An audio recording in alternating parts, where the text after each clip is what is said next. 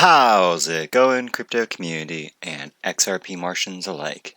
This is Jade Martian, and I'm bringing you an article straight from news.bitcoin.com, and the article is titled, G20 Countries Start Implementing Unified Crypto Standards.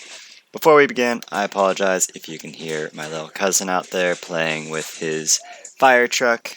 Hear it running around the floors. Apologies, can't control that. He's out there having fun, and we're having fun here, learning about G20 and how they're going to implement a unified standard, right? So, move my mic here real quick. Sorry about that noise you probably heard in that positioning. So, as the G20 summit approaches, member countries have been discussing how to implement the standards set by intergovernmental organizations such as the FinTech Action Task Force. While there may be some challenges in complying with the standards, the European Central Bank says the risks crypto assets pose to the European area's financial stability are manageable. So, real quick before I hop into this article by Kevin Helms, if you haven't already, please be sure to smash that subscribe button and hit that like. It helps me out in getting more views and more people in here to see this content I'm producing. If you really enjoy my content, also be sure to ring that bell so that you can stay up to date on all these articles or all content of XRP related news we cover, right? It's a weird way to say it, but at any rate, let's get right into this. So, the G20 countries have reaffirmed their support for the Financial Actions Task Force, the FATF, as the global standard-setting body in areas such as anti-money laundering.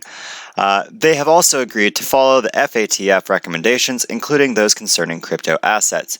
The FATF held its annual private sector consultation forum in Austria earlier this month, with its members of over 300 over 300 representatives from the private sector participating. Members of the FATF are 36 countries and 2 international organizations, including the European Commission. This is explained by the FATF. The discussions focused on the mapping of virtual asset services and business models and the implementation of specific FATF recommendations. Here's a nice picture of basically everybody that's in attendance. Pretty large group of individuals networking there, right? So, in its April report to the G20, the FATF outlined its work on crypto asset standards and promised to update its guidance to continue assisting jurisdictions and the private sector in implementing a risk-based approach to regulating virtual asset service providers, including their supervision and monitoring.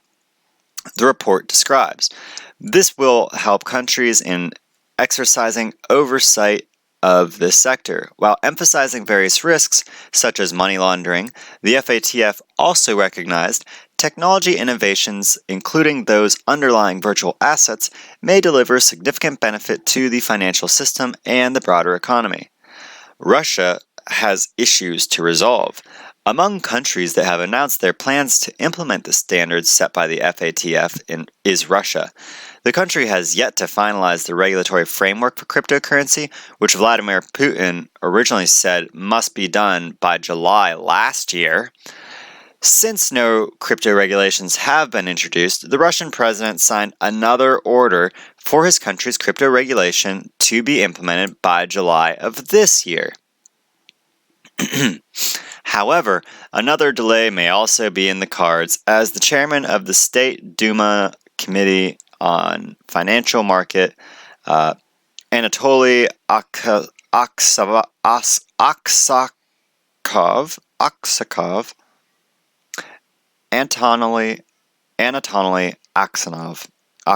I'm sorry, I cannot pronounce that for whatever reason.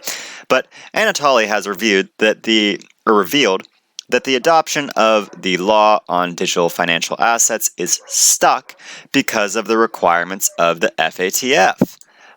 This is the TASS reported on May 21st. Speaking at the Russian Stock Market 2019 conference, he explained that the requirements will either be implemented in the law on digital financial assets or in a separate bill. Elaborating, the law on digital financial assets have been suspended. There were FATF decisions that required us to resolve issues related to bitcoins and so on.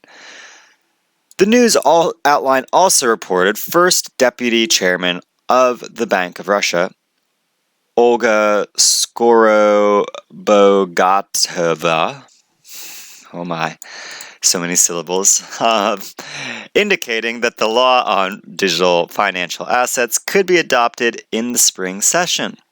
The law on digital financial assets, on crowdfunding, etc., all these bills are in a fairly high degree of readiness, she told the State Duma.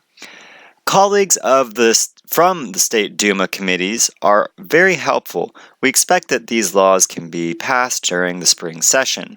She further stressed that these laws are extremely important for the country and will provide an opportunity to implement new projects. In regards to Japan, the host of the G20 summit, Japan has been actively working on implementing global standards on crypto assets. Last week, the country's House of Representatives passed a crypto bill with a number of required resolutions, according to Impress publication. One of them reads, "We have fully grasped the regulatory trend of G20 countries and cooperated with each country to achieve international harmony." In April, local media reported that the Japanese government is preparing to offer a handbook to the G20 countries to help them with their own crypto regulations. This matter will be discussed at the June summit at the June 20 summit, along with a wide range of regulatory measures relating to crypto assets. In December last year, Japan's top financial regulator, the Financial Service Agency, FSA, released a report stating, to manage and mitigate the risks emerging from digital assets, countries should ensure that the virtual asset service providers are regulated for AML, CFT purposes. And I really apologize to anybody that can hear the dog barking in the background. It's the neighbor's dog. There's nothing I can do about it, unfortunately. So back to the article. They should be licensed or registered and subject to effective systems for monitoring and ensuring compliance with the relevant measures called for in the FATF recommendations, the report details. South Korea wants regulatory consistency. So South Korea has announced several times that it will comply with the Unified Crypto Regulatory Standards. At the FSB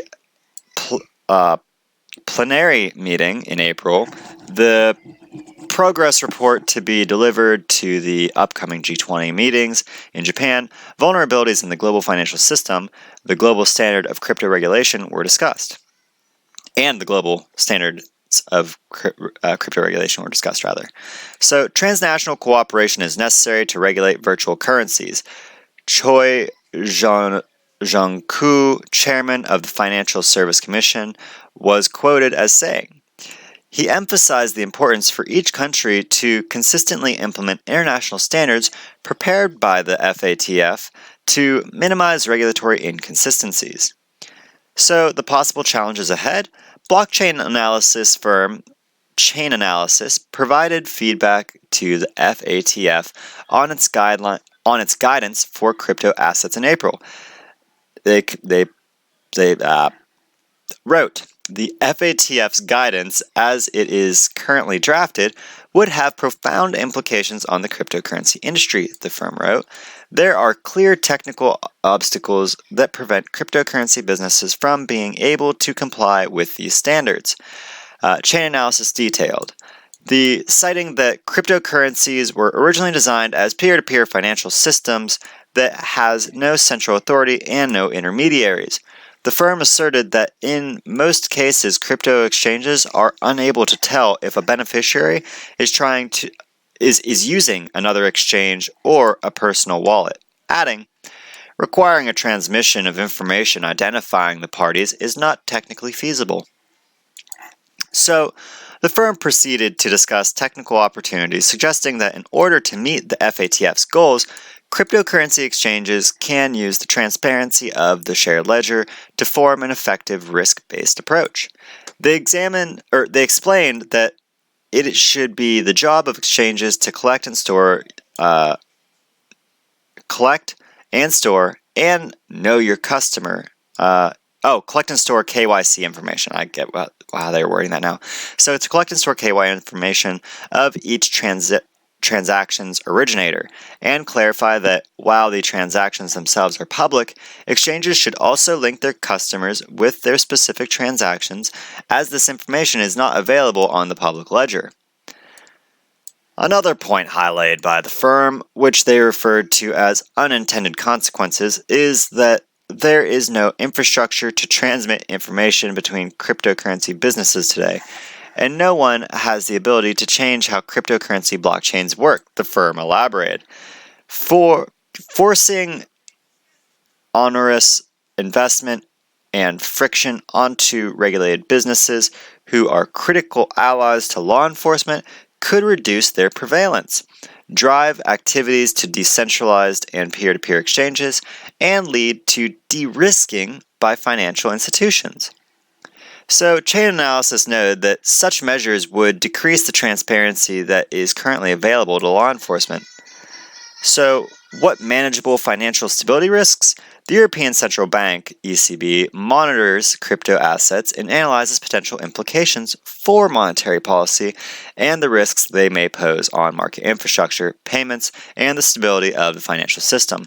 Its report published earlier this month entitled Crypto Assets, Implications for Financial Stability, Monetary Policy, and Payments and Market Infrastructures summarizes the outcome of the analysis of its crypto assets task force. The report reads, at present, crypto assets implications or risks to the financial stability of the euro area, monetary policy, and payments and market infrastructure are limited or manageable. So, noting that crypto assets cannot be used to conduct money settlements in important financial markets infrastructures in the EU, the bank states that they do not qualify as securities, and central securities depositors, CSDs, cannot undertake settlement of crypto assets. Even if crypto-based products were to be cleared by central counterparties, they would need to be authorized and to satisfy existing regulatory requirements. The bank clarified, adding that even at their peak in early 2018, the outstanding value of crypto assets was too small to give rise to concerns for the EU financial system and the economy, stressing that crypto assets market development are dynamic and links to the financial sector and the economy may increase in the future, the bank claims. It is therefore important for the ECB to continue monitoring the crypto assets phenomenon, raise awareness and development preparedness for any adverse scenarios in cooperation with other relevant authorities. The ECB concluded that fintech institutions investigating directly or indirectly in crypto assets should have in place relevant governance arrangements, also in line with the licensing criteria, and commensurate to the